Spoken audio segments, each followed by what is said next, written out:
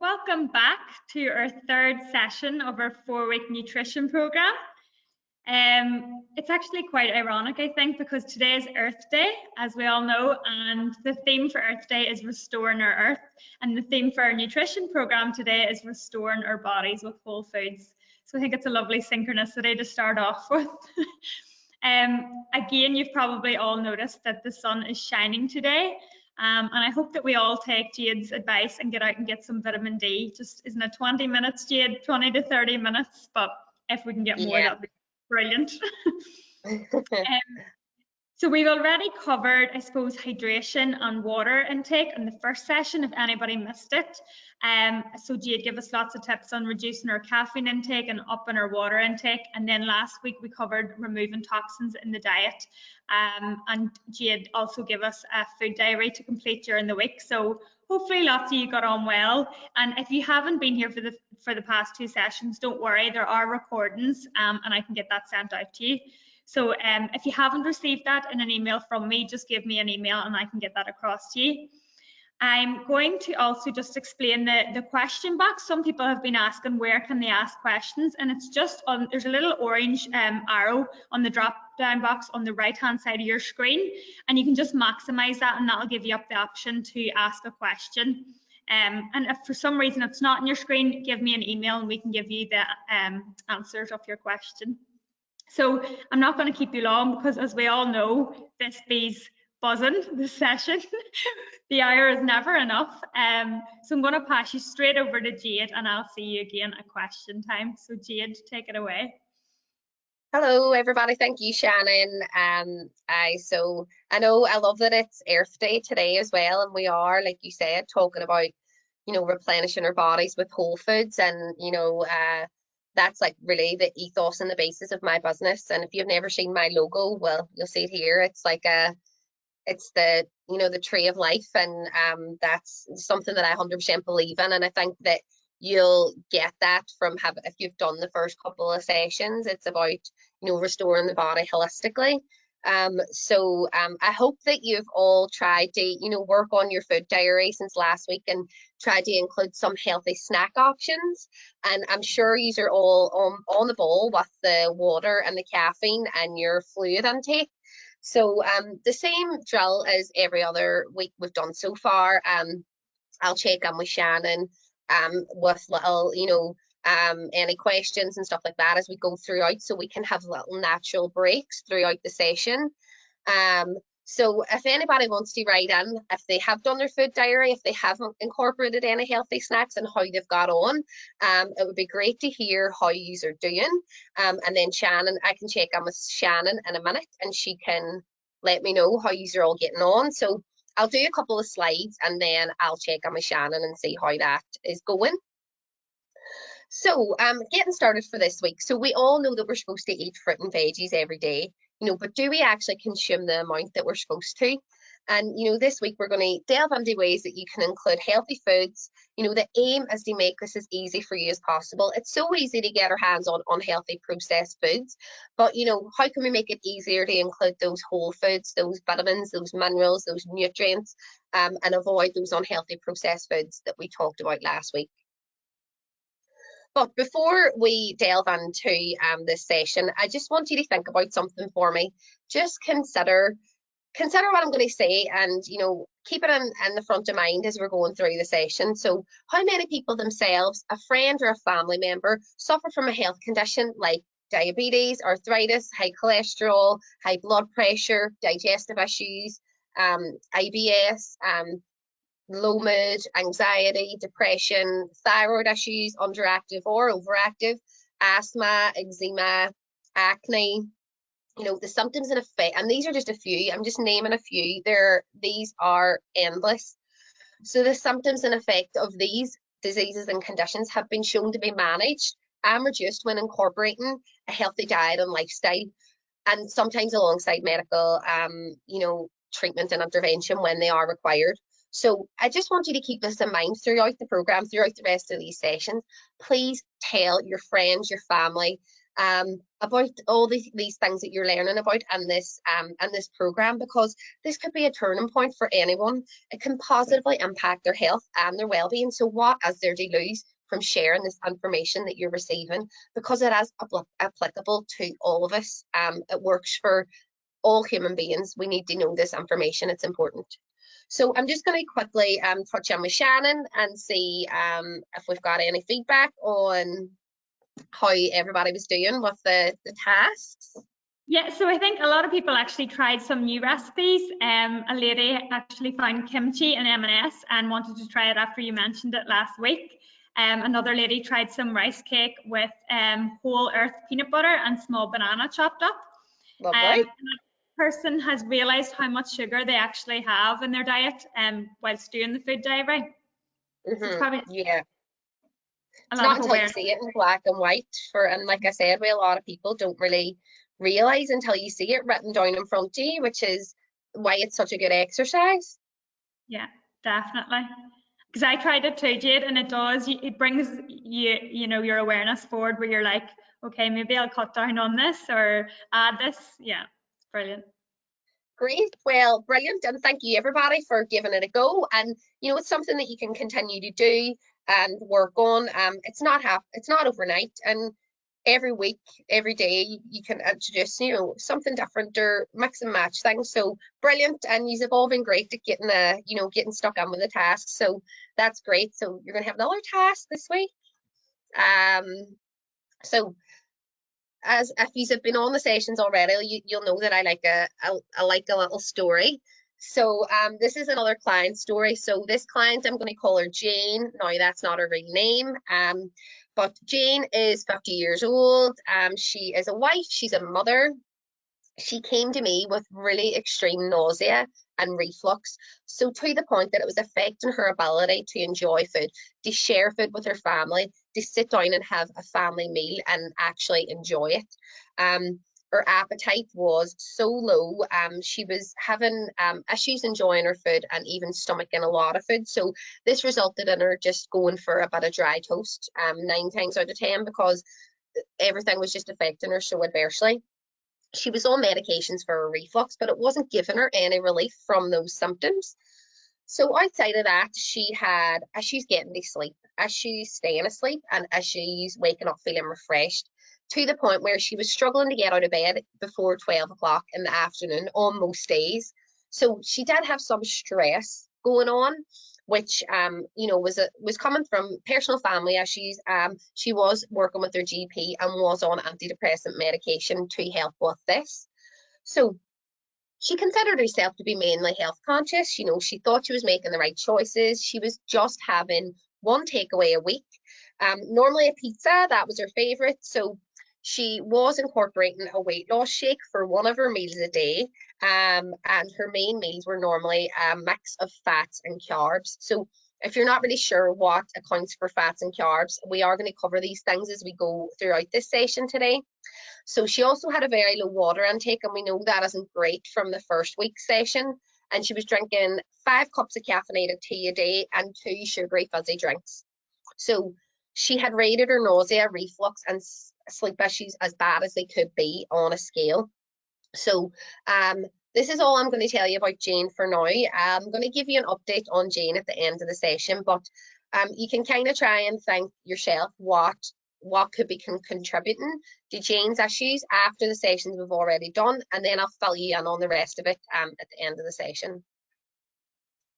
So let's take a look at this Eat Well plate. So I always get asked, you know, what should a healthy plate look like? And this is a really good visual representation. So it clearly shows a great way to portion out the different food groups on our plate.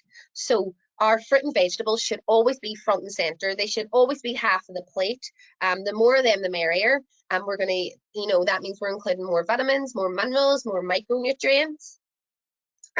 You know, whenever I was growing up, I remember whenever I was younger, it would always have been, you know, your carb heavy foods that were half the plate, or sometimes even more, you know, so your spuds, your pasta, your rice, things like that, they would have been front and center rather than our veg.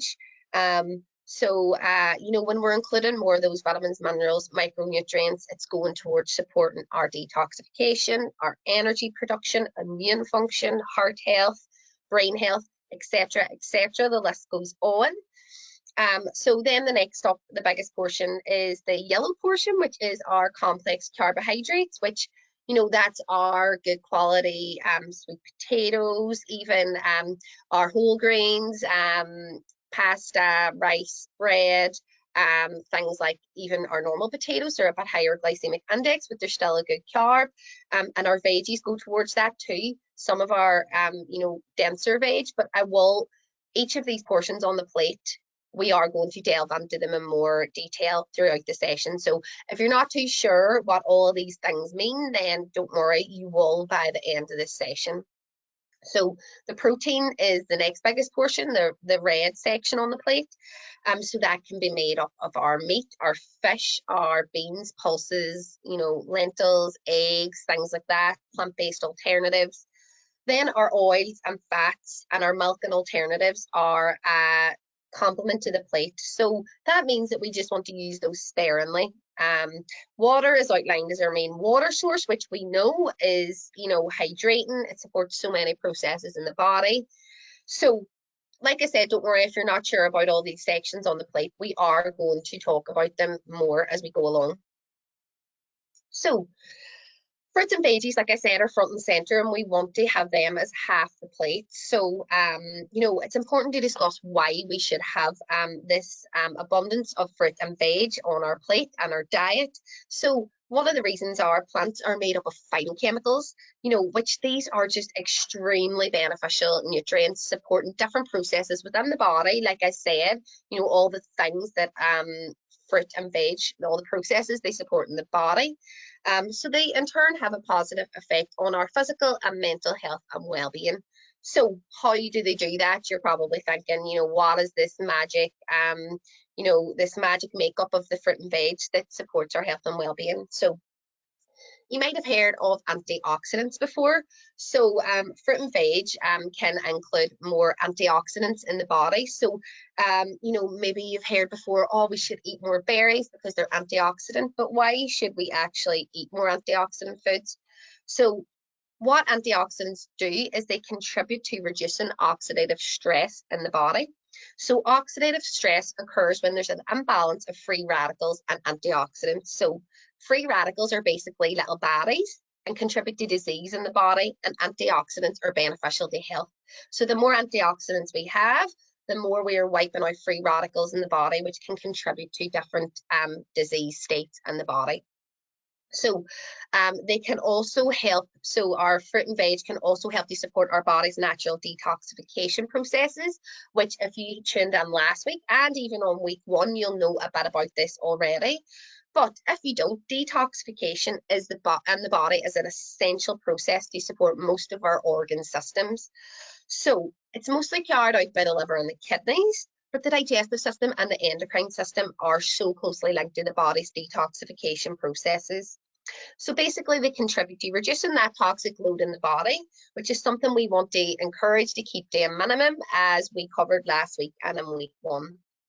So phytochemicals also help to support hormone production and function in the body. So hormones are such a big deal when it comes to supporting our physical and mental health and well-being.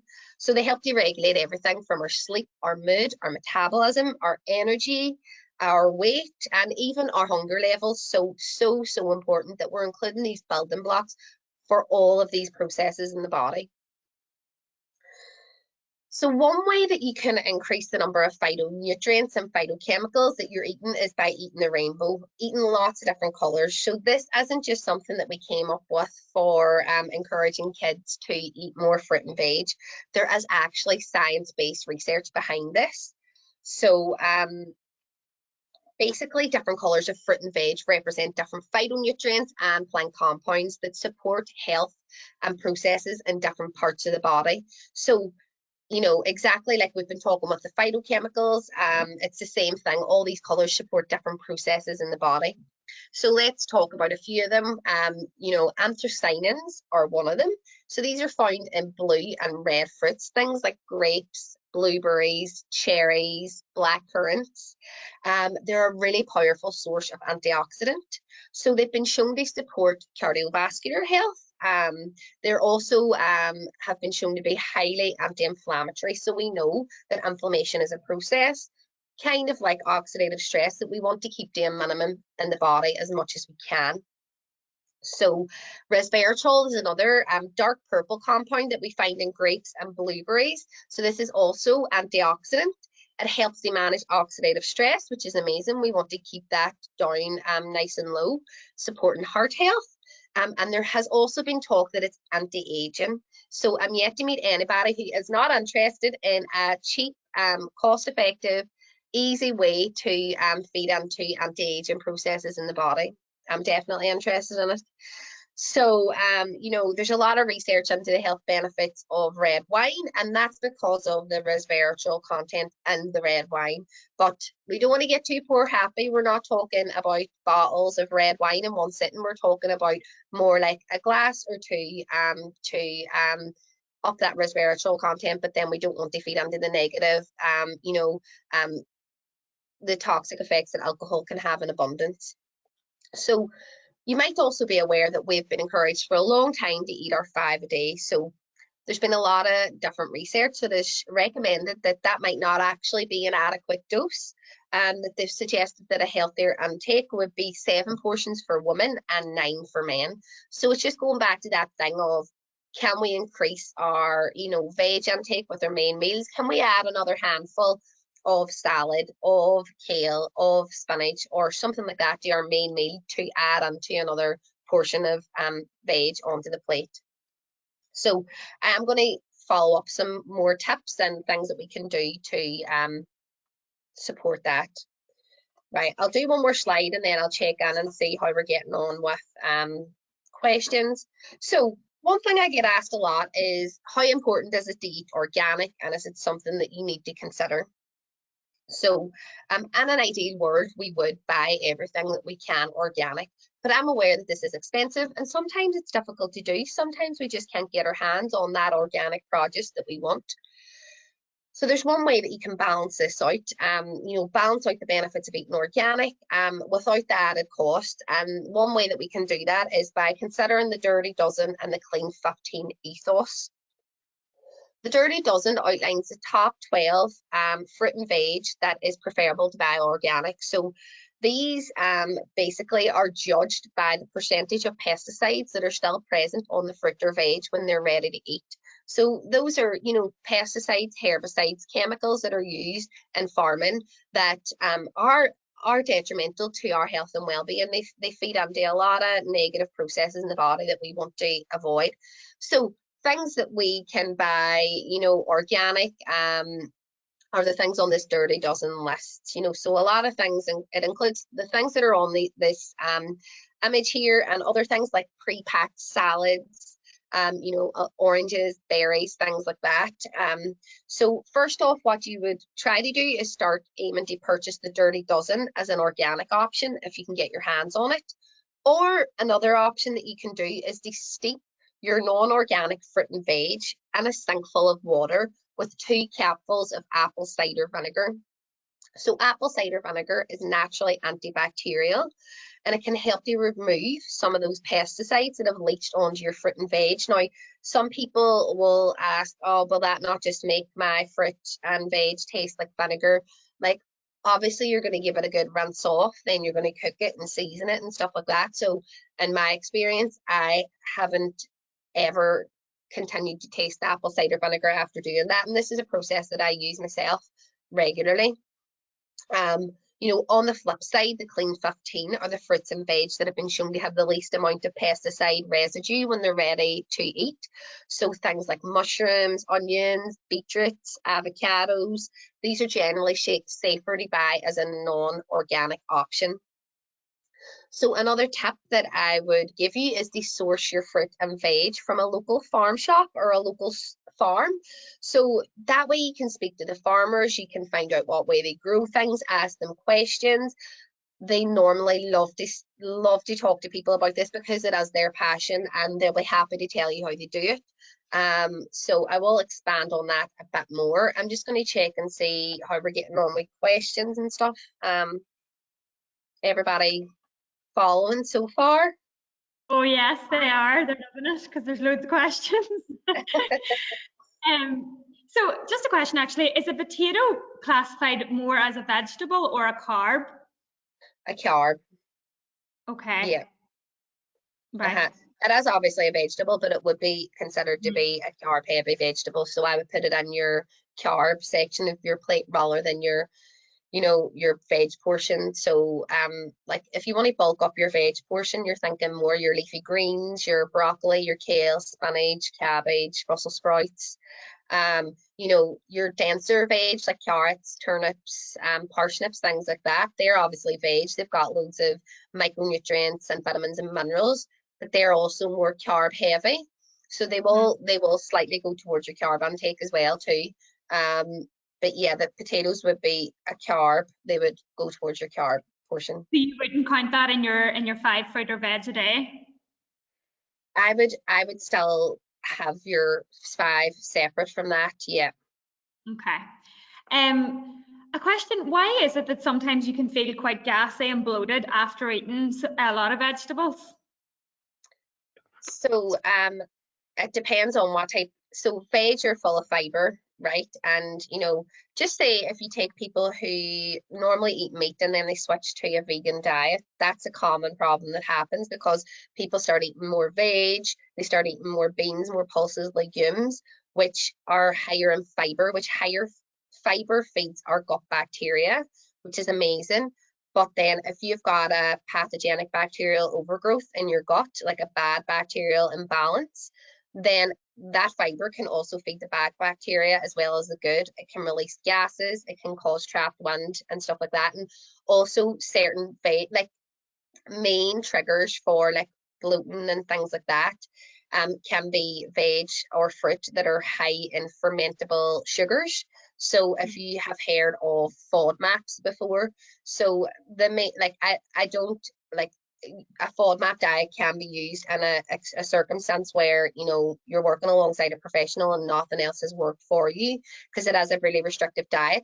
But onions and garlic are 2 of the main triggers that can affect a lot of people. So if you do find that you're getting really bloated or gassy and stuff like that, just see if maybe you're eating a lot of onions and garlic, and maybe if you can cut that down and see if that can help reduce any of that bloating or gas. Now, it's not saying that onions and garlic aren't good. They have got a lot of cardioprotective qualities, but it's just, going back to that thing that we talked about, it's not just labeling a food as good or bad. It's saying, is it okay for me right now? Is it causing me issues? Maybe I need to look at reducing this for a period of time. Yeah, perfect. Thank you. So again, with the question around frozen and fresh vegetables, should they opt for more fresh vegetables if they buy a lot of frozen, or would you think that frozen is okay? Frozen's fine, and like I said, freeze frozen at the source, and they're packed full of nutrients as well too. So they would be the next best option than getting the fresh veg.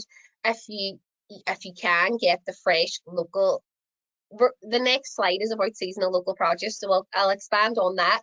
But the frozen's fine, and I know that there's instances where, say, people are cooking for themselves, things go off quickly, maybe they don't have enough time to always get it cooked, and also going back to that thing of we want to reduce food wastage and things like that. So frozen's fine, and I'm going to go through some of the benefits of seasonal local. And if there's like, I know locally in Derry, and I know of a few places in Belfast that are brilliant for locally grown, a lot of it organic produce. So there are options there as well too that people can tap into to get that, and most of them deliver to your house as well. Yeah, and just with that, see if you are taking frozen vegetables, would you need to treat it the same way you would with fresh when you're washing them in the apple cider vinegar and the pesticides and things like that? I don't think that you would need to as much with the frozen, because the freezing process could actually probably kill a lot of the bacteria that's on it.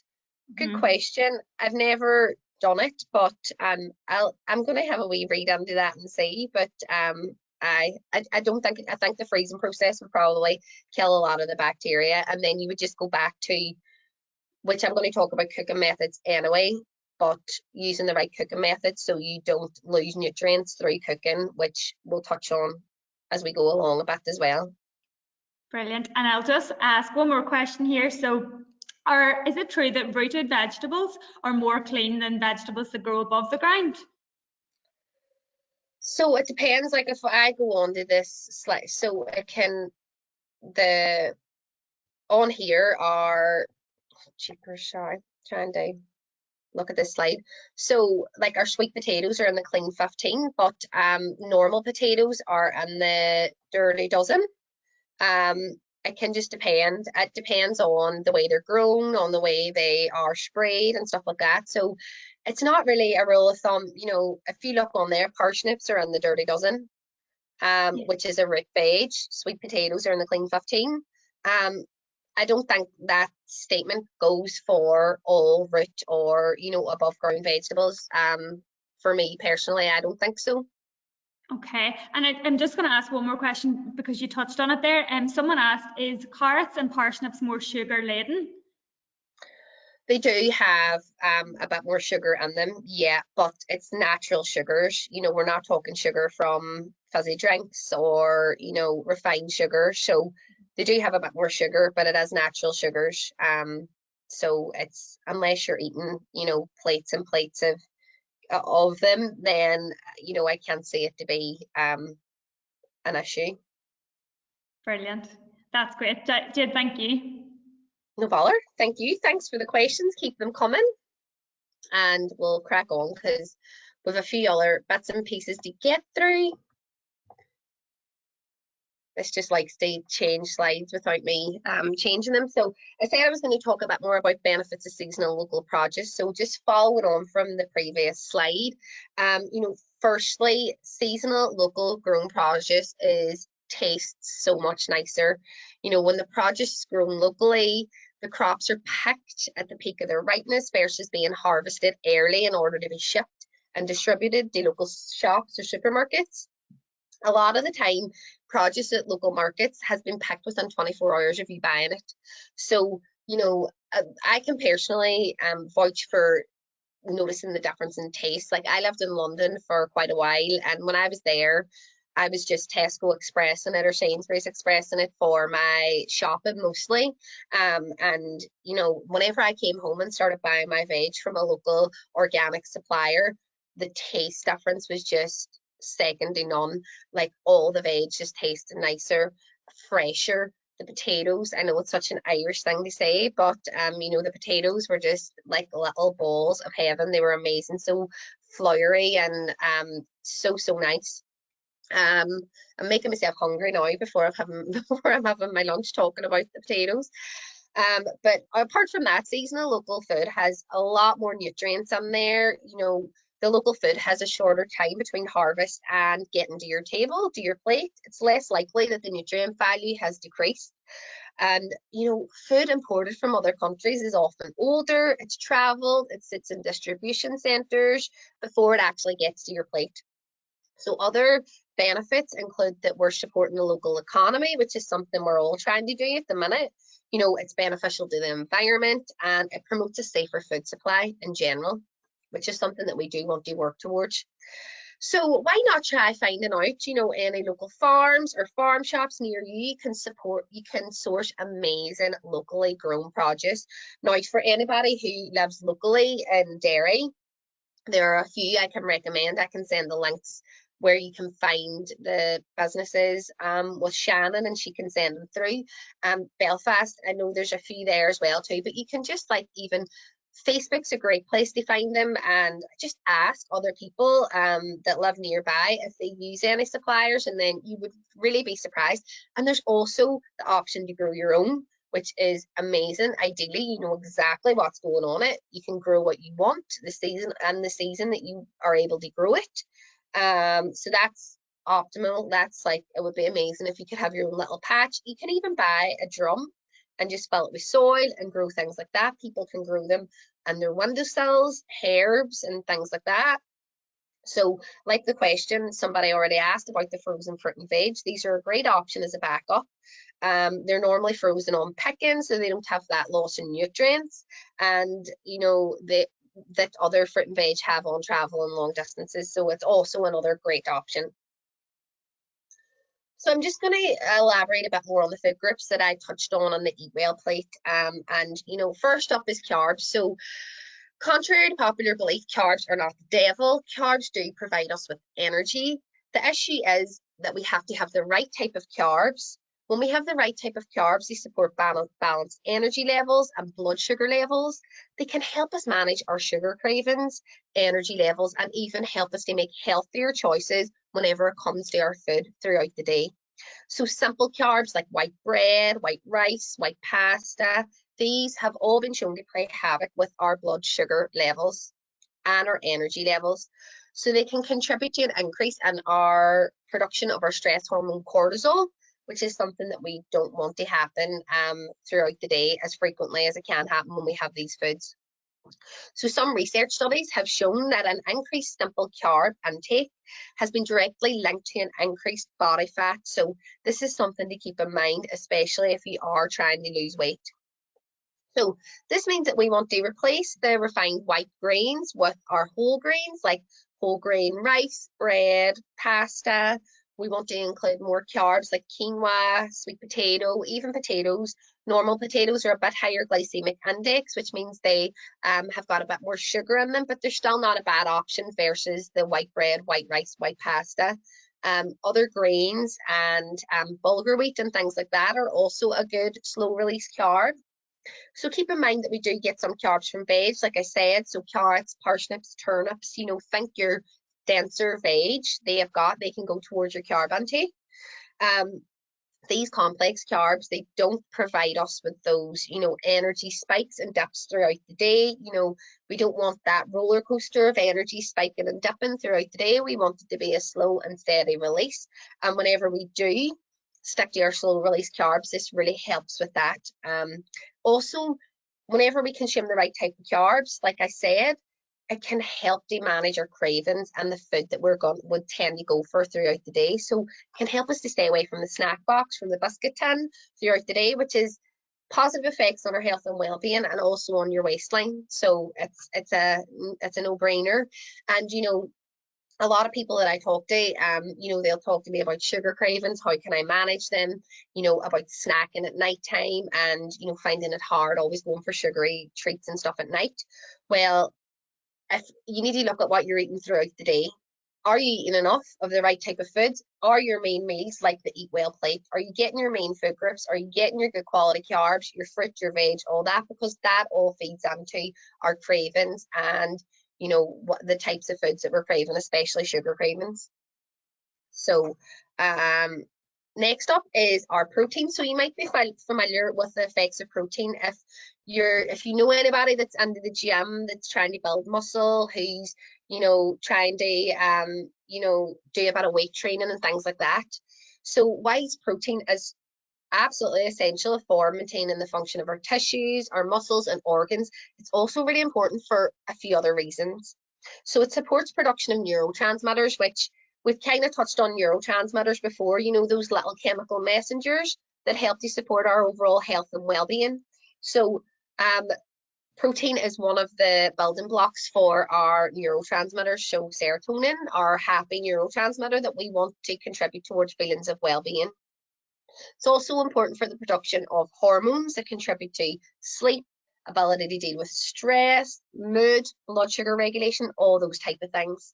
So we find our good quality sources of protein in our, you know, chicken, turkey, beef, eggs, tofu, lentils, beans, legumes, pulses, and we also get some protein in veggies as well too. So there's plenty of plant-based and non-plant-based options available. So for anybody who follows a vegetarian or a vegan diet, there are loads of options for protein. There's no reason why we shouldn't get enough protein from our diet. So it's recommended that an adult should consume 0.7 sorry, I'll get it right, 0.75 grams of protein per kilo of body weight. So this will change with your physical exertion, with your energy output, depending on how much physical activity you take part in throughout the day. So the Academy of Nutrition and Dietetics actually recommends that athletes can have between 1.2 grams and 2 grams of protein per kilo of body weight, depending on their training regime. So it is something that needs to be tweaked for each person. So lower quality proteins can be inflammatory in the body. So, these include the processed meats and stuff that we covered last week, and the tinned meats and stuff like that, with the carcinogenic properties in them. Low quality proteins can also include caged animal products rather than free range or organic. So this can include meats, dairy products, and eggs.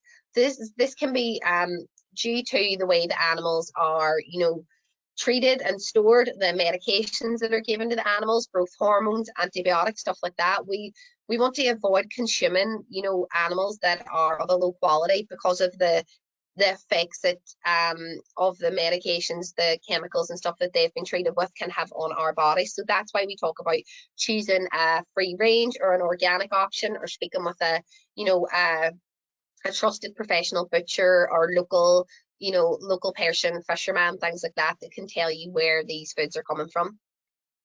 Other research has shown that a low fluid intake, which we've already covered, and an excessive protein intake can lead to an impaired kidney function. So, obviously our kidneys, we know, are so important for supporting detoxification in the body. So whenever we're having that excessive protein intake, so that's, whenever people are having, tins and tins of tuna or 10 eggs and all that, it produces, and whenever we have protein, it produces uric acid in the body, and our body can only get rid of a certain amount of uric acid, and then it will stay in the body and it's toxic. So that's why we always want to have a balanced diet and have things in the right amounts.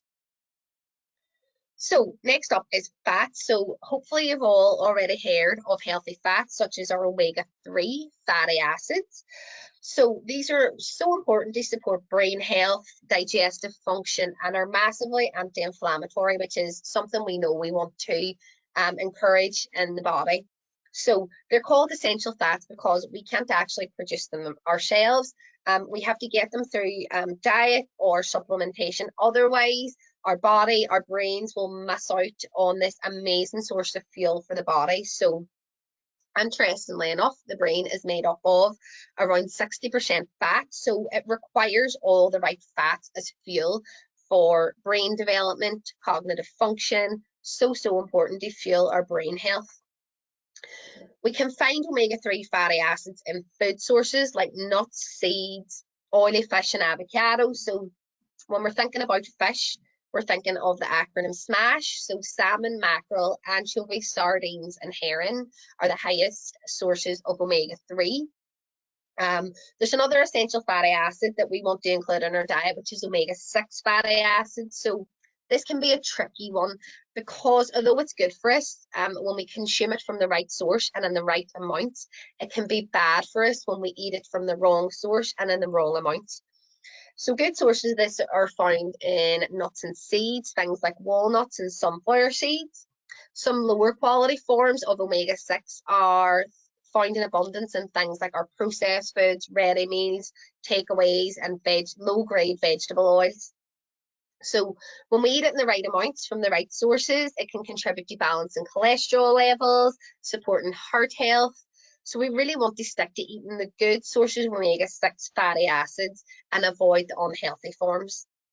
So unhealthy fats that we want to avoid are found in ultra-processed foods, like the ones we talked about last week. Ideally, we want to avoid those as much as possible. So I'll just touch in and see if everybody's still with us. Everything making sense? Shannon, we are still with you. It's going great. Do you want me to go over a few questions, Jade, or are you ready for them? We'll do one or two questions, and then we'll do the rest. Go on with the rest of the slides, All right, I'll go for two questions here. So, do you still need to steep fruit and veg if you're peeling the skin? When you're talking about washing them, if you're peeling the skins off, do you still need to steep them with the apple cider vinegar and things like that? I would just steep it before you peel the skin. It wouldn't do any harm, because although it'll be on the skin, it doesn't mean that it can't leach into the actual, fruit or veg as well too. So it's just an Okay. extra preventative measure, really. Yeah.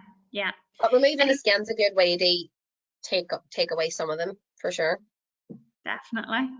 Is it true that you're meant to avoid water before and eating to absorb your food better? Yeah.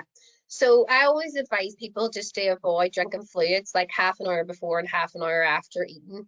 Because yeah, it can dilute our, stomach acid, can affect digestive enzymes and stuff like that. So yeah, avoiding drinking water and fluids around food is a good shout for sure. And it's quite sad because I actually have seen some magazines where they would recommend drinking lots of water before your meals to prevent you eating too much and things. But as you Yeah. say, stomach acid.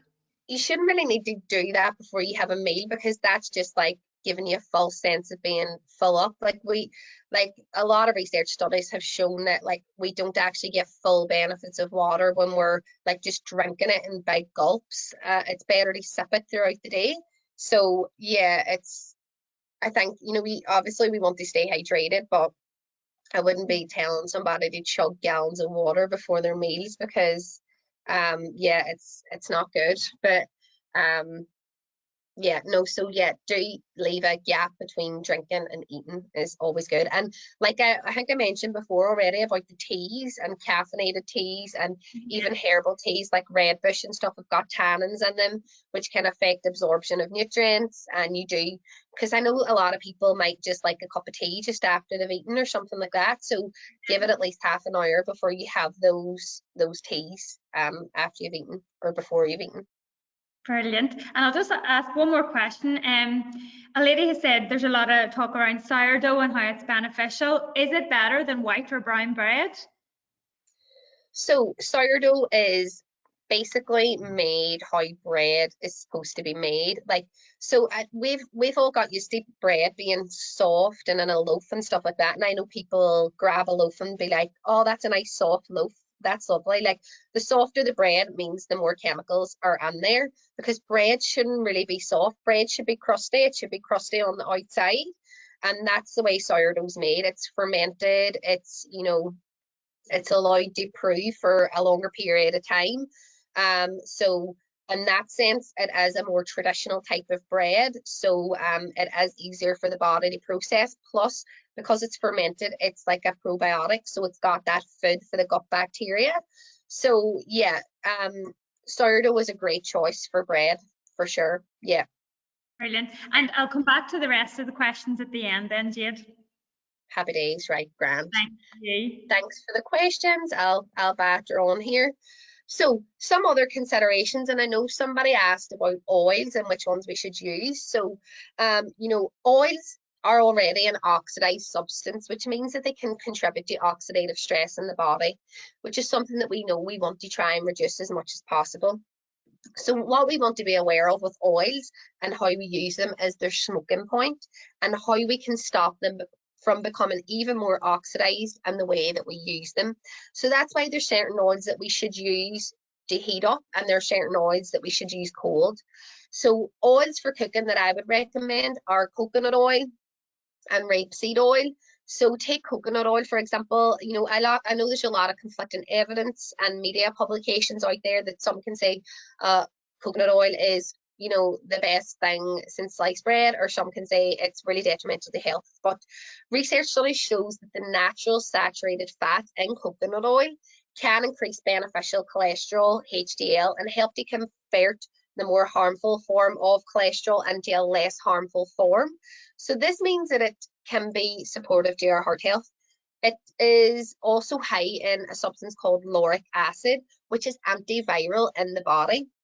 So there are research studies going on in the Philippines researching the positive impact coconut oil can have with COVID patients. So I'm really interested to see how that one will pan out. So what we're saying with oils for heating is coconut oil and rapeseed oil. So that's for your roasting, for your frying. When you're frying, you don't want the oil to get to a smoke point. You want to keep it on a medium temperature and cook at a steady heat. Same with the oven, rather than you know, charring things or burning them, which also those compounds have a detrimental effect to our health and well-being that we want to avoid also. Then oils for dressings like extra virgin olive oil, cold pressed, things like sesame oil. You know, these are great for dressings, for salads and stuff like that. We want to avoid heating them as much because they've got a lower smoke point. And we want to just avoid low-grade sunflower oils and vegetable oils that contain trans fatty acids and that they can be detrimental for our health, well-being, and our heart health particularly. Secondly, with spreads, I would recommend using full-fat dairy options in small amounts rather than using low-fat spreads. Choosing a good quality full-fat dairy option will be a lot less processed than the low-fat spreads that are on the market. And, you know, it's going back to our eat well plate rule of thumb that we use them sparingly rather than piling them on. And then when choosing dairy options, I would recommend using full-fat options, which are less processed and have less of them rather than the low-fat or the zero-fat options that are out there. So if you do consume dairy or any animal products in general, you know, it's important to choose a free range or organic option like I talked about already. You know, just like I was saying with the protein choices that we're making, and I'll mention the, you know, animal products as well. If we go for low quality options, they can have a detrimental effect on our toxic load when consumed in abundance and just cause a whole host of other issues, inflammation, oxidative stress, etc., in the body. So now we've got another wee story, because you're probably wondering, why is she not telling me any stories today? So this is Dr. Terry Walls. She is a lady, she's a medical doctor. She was diagnosed with multiple sclerosis, otherwise known as MS, diagnosed in 2000, and within 3 years, she had transitioned to secondary progressive MS.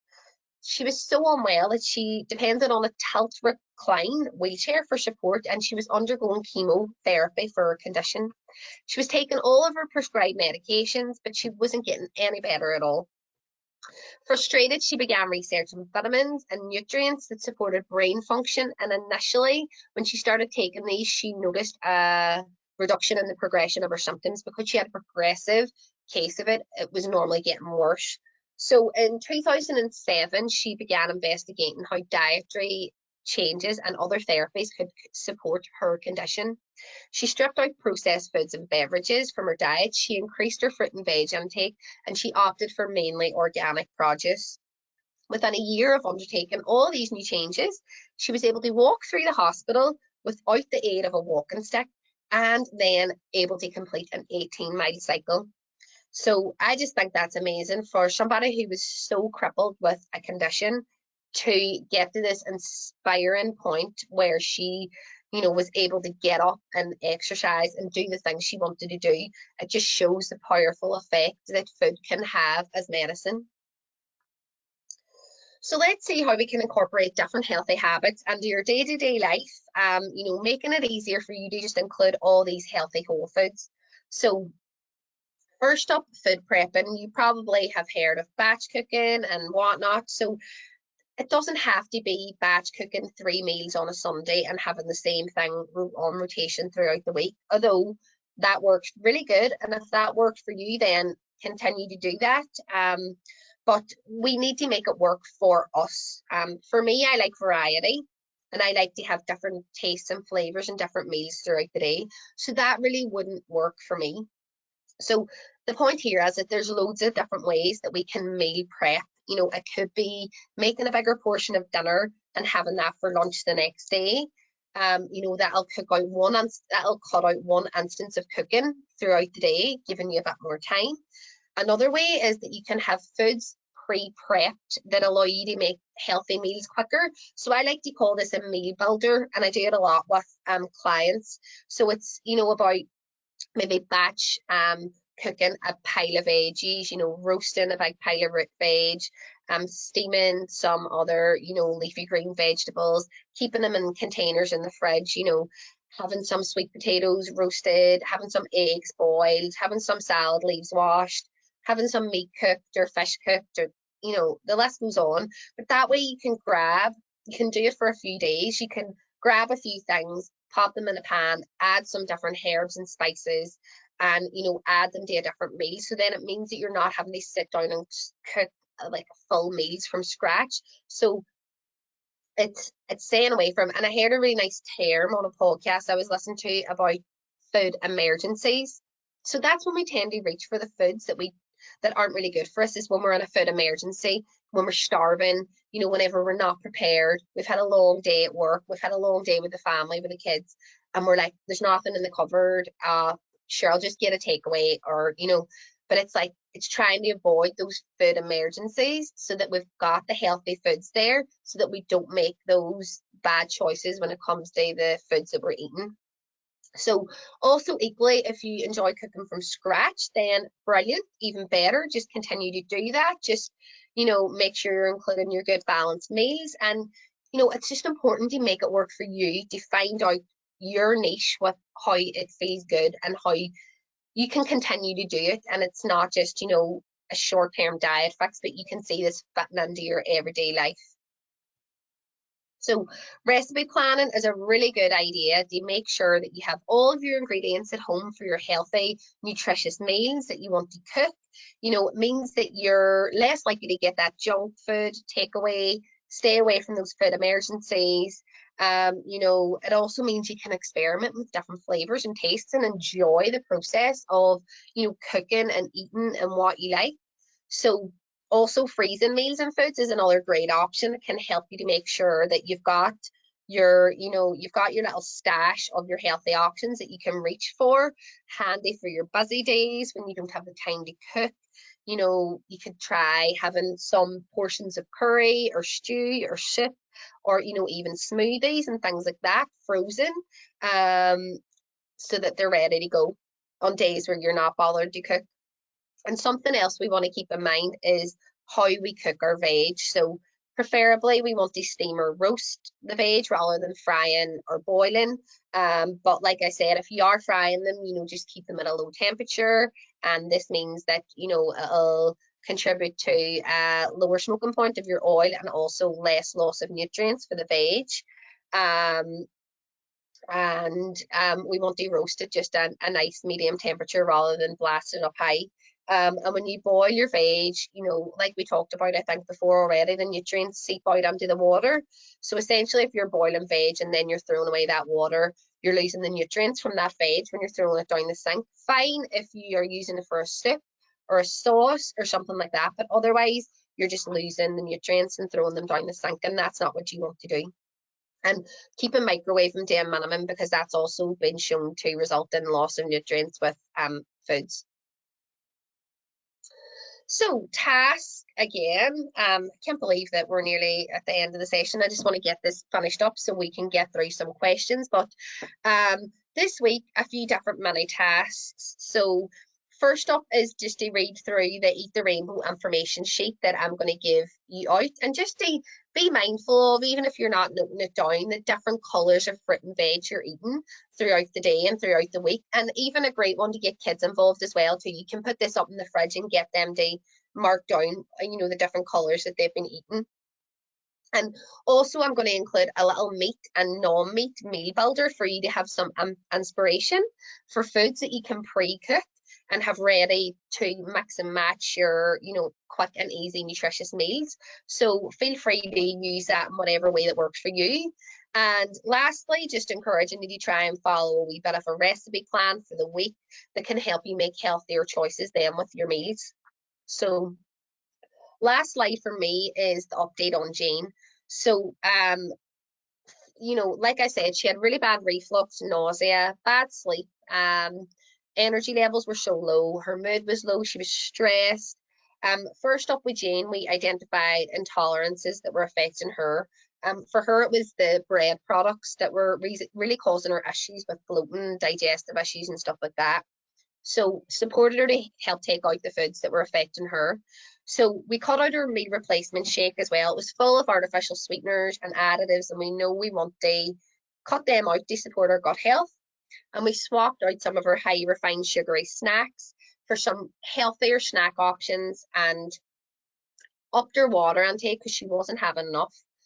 managed her caffeine intake, and incorporated some healthier behaviors around her sleep, her lifestyle, just to help her better manage stress in her life. We upped her protein intake because she wasn't having enough, and upped her fruit and veg intake. So within a month and a half, Jane's nausea and reflux had completely disappeared, along with any digestive issues that she was experiencing. Her sleep had improved. It had still had a bit, a bit of a way to go, but it had improved. And she felt a lot better able to manage stressors in her life. And I know Jane had been trying to lose weight previously, but it wasn't something that I was focusing on with her plan. There were other things that were more prominent that needed to be addressed. But in the initial few months, she lost 5 pounds in weight, which was something that I hadn't been focused on. And she commented that she felt like a new woman. So that was great. So another short example of how a holistic approach helps to support our health, our well-being, physically and mentally. So that's it from me this week, folks, and hopefully you have all, enjoyed the session. I'm sure there's some questions, and get cracking with your tasks. You've all been doing amazing with them so far, and yeah, I'll take some questions now if we have any. Yeah, that was great, Kate. Thank you so much. As per usual, I'm in awe. Can you recommend a natural supplement or a drink with someone that suffers from, well, not suffers from, but has low blood pressure and low blood sugar? Say that again. Can you recommend some natural supplements or a natural drink that can be used on people that have low blood sugar and low blood pressure? So it would be like, that's two different things with the blood sugar and the blood pressure. I'll follow up with some tips for that person, but blood sugar levels is something that you want to be. Did they say they had low blood sugar levels? Low, yeah, low. Yeah.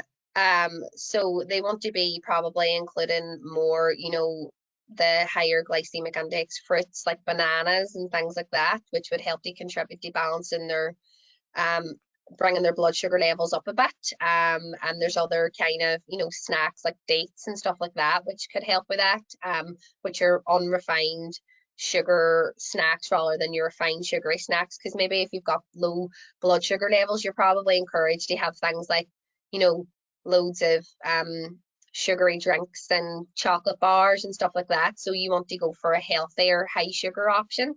I think that's what they meant when they said a supplement. I think they meant a supplement for sugary drinks. I think that's what they meant. Yeah, exactly.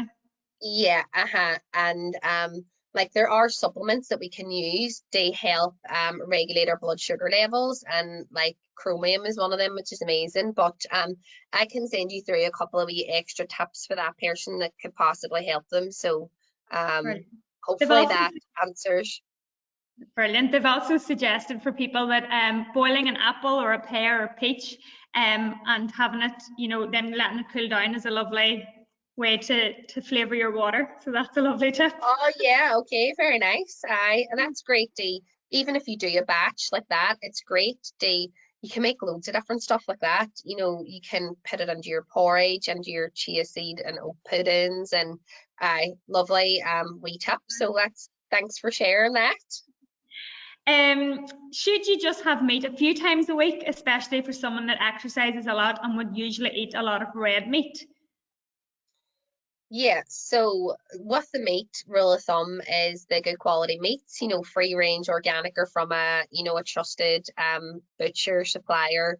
Like you want to make sure you're getting your protein, which you can get from, other sources outside of meat, like your beans, pulses, legumes, your eggs and things like that. So yeah, like you could aim to have your meat two to 3 times a week, and then you could have your other plant-based sources outside of that. It just depends how much you really want to cut it down. It depends what quality you're having. It depends how much exercise you're doing. So there are loads of things to consider, but just start making healthier choices with the meat that you're eating as a good start. And it is a good start to kind of reduce your red meat intake initially, because it is harder for the body to digest and stuff like that, but it has also a really good protein source when you eat it from the right sources. So yeah, it's a bit of a, sorry, wishy-washy answer, but as you say, everyone's it's down to personal preference. I don't know if the person's trying to cut it out because of ethical reasons or environmental reasons, or you know what their drive is to do it. That kind of depends on the answer as well for that person. Absolutely, thank you. If you're doing weight training, can you eat too much protein? And can you also recommend a good protein shakes, as it's something that's very common in their gym? Yeah, definitely. So going back to that thing that I said, you know, low fluid consumption and excessive protein intake can result in poor kidney function. So it's going back to that thing of whenever we do eat protein, you know, our body and our liver has to process it, detoxify it, and it turns into a substance called uric acid, which our body can process a certain amount. That's why we get the recommendations of the 0.75 grams of protein per kilo of body weight, because it's kind of taken into account how the body processes it. When we eat it in excess, we've got too much uric acid for the body to process, so that's why it can lead to higher toxicity levels, you know, kidney issues and stuff like that. So really important that you're drinking enough water. You know, just look at that reference range of the, you know, the baseline is the 0.75 grams of protein per kilo of body weight, but then the American Association of Nutrition and Dietetics has said it, for athletes and, you know, physically active people, it can go up to 1.2 grams to 2 grams. But now, you know, the higher end of that scale, you're talking like Olympic professional athletes. So, you know, take into account what protein you're eating, the sources of protein that you're eating, and good to ask about the protein powder. So there are some good sources. You know, there's a lot of low grade protein powders. I know, like in a lot of bargain shops, you can buy like tubs that are this size, and you know they've got a lot of processed stuff in there. A lot of people react to whey protein as well, because whey is a derivative of dairy. You know, I've seen a lot of people, you know, sometimes you see a lot of bodybuilders and stuff breaking out in a lot of spots in their back and their face, and so I can send through a couple of recommendation of brands of protein. One company, which I always forget in the top of my head, but I do have some that I recommend to clients, so I'll double check on them and send you through those protein that can be purchased then online. Great, thank you, Jade. Can you recommend some tips for snacking in the evening times, and what would be a healthy snack? So first up, if you're prone to a little evening time snack, it's going back to that thing that I said about eating your balanced meals to help manage your cravings throughout the day. Now, 9 times out of 10, when I speak to people who are evening snackers, I ask them, have you had your dinner, your breakfast, lunch, dinner throughout the day? Have you had your meals? Normally, they are one of these people that are too busy for lunch, or, you know, they don't have a dinner or things like that. So first of all, is really important to have your balanced meals. Your good quality carbs are so important for managing your cravings. So go back to that, whole grains, sweet potatoes, all that, your root veg and stuff. You want to make sure you're including enough of them. Really important for supporting cravings.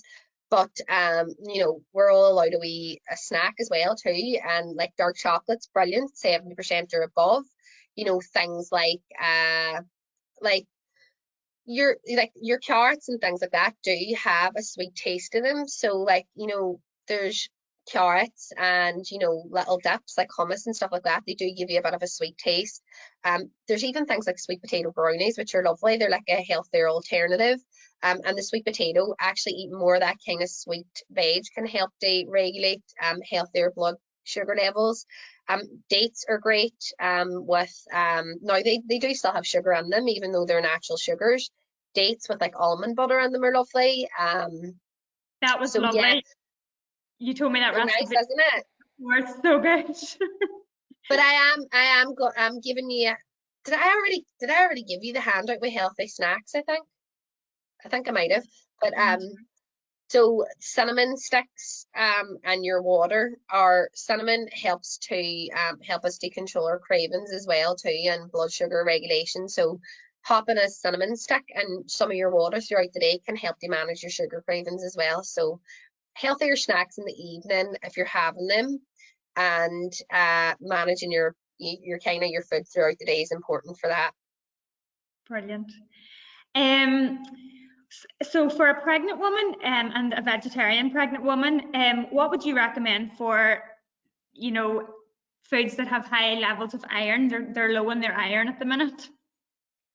Green leafy vegetables, kale, spinach, broccoli, cabbage, Brussels sprouts.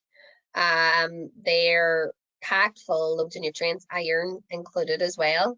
So you can like squeeze a wee bit of lemon on them or something like that to give the vitamin C that helps to encourage production of iron. So sorry, not production, absorption.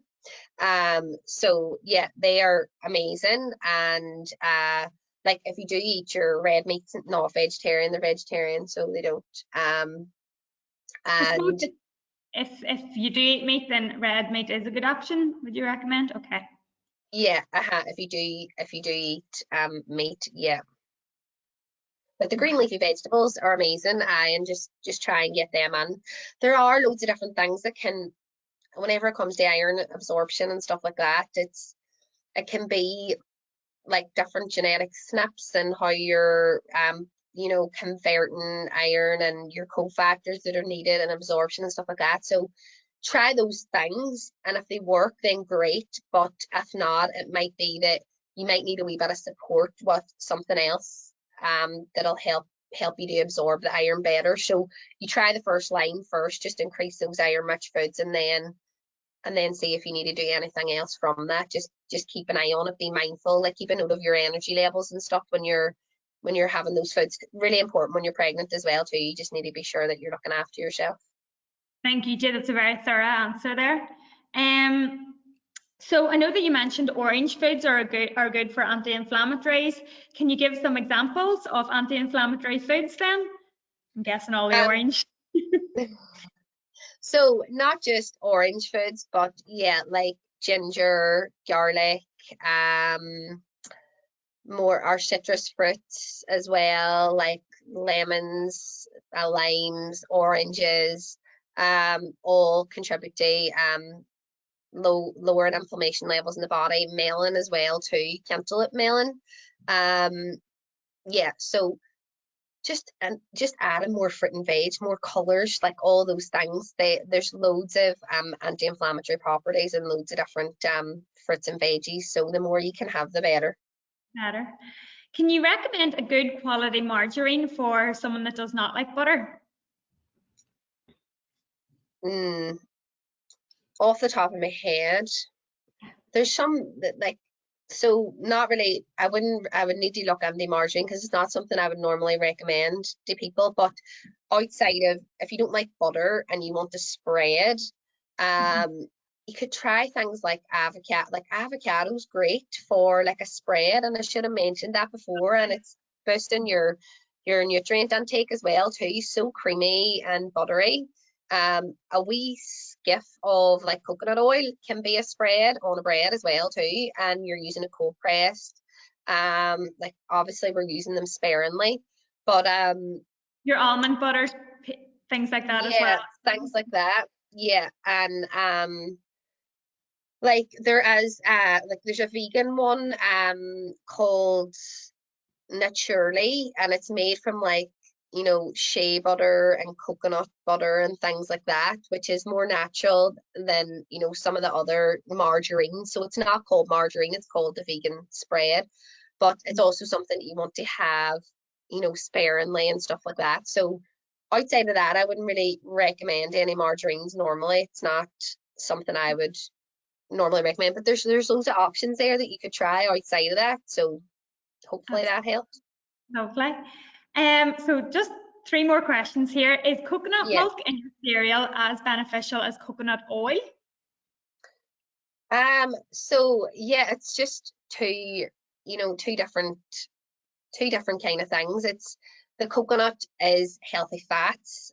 It's just like a different kind of derivative of coconut that you're using.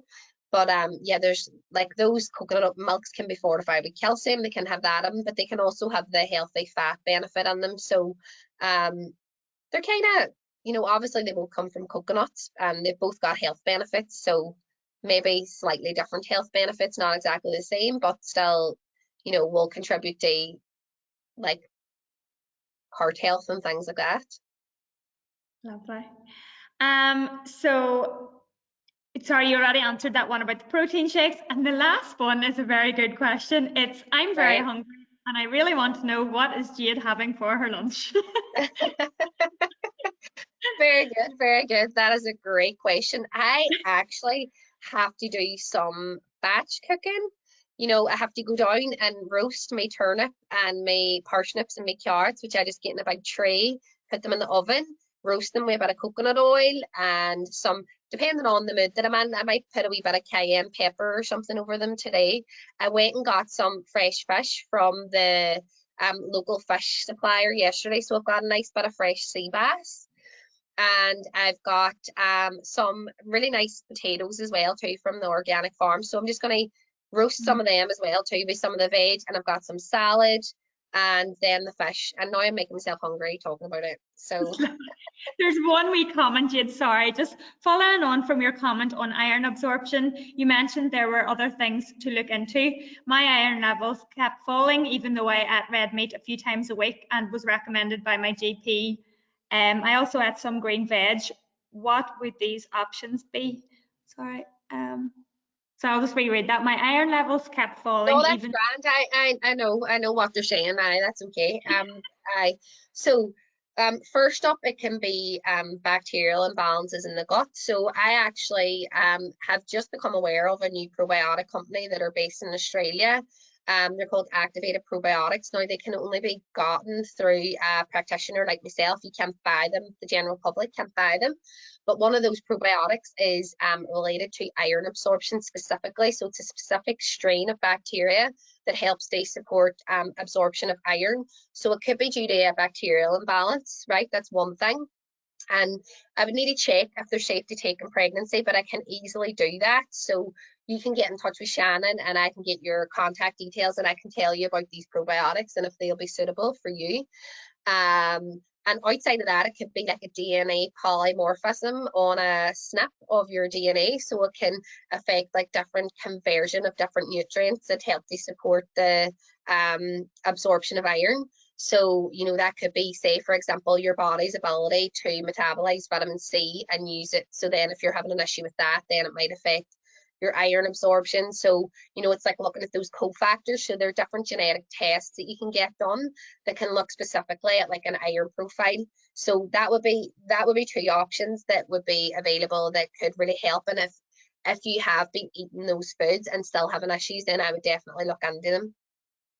Brilliant, Jade. Thank you so, so much. We're way over time, so I'm going to let you go. Thank you so much for joining us, everybody, and hopefully see you next Thursday. Next Thursday is our last session. I'm very sad about it. You got lots of thanks there, Jade. Honestly, Oh, thank great. you so much. That was amazing, as per usual. Thanks, everybody. Good luck with your tasks this week and see you all next week. Good luck with the tasks. Yeah. Thank you, Jade. Bye-bye. Bye, everyone. Bye.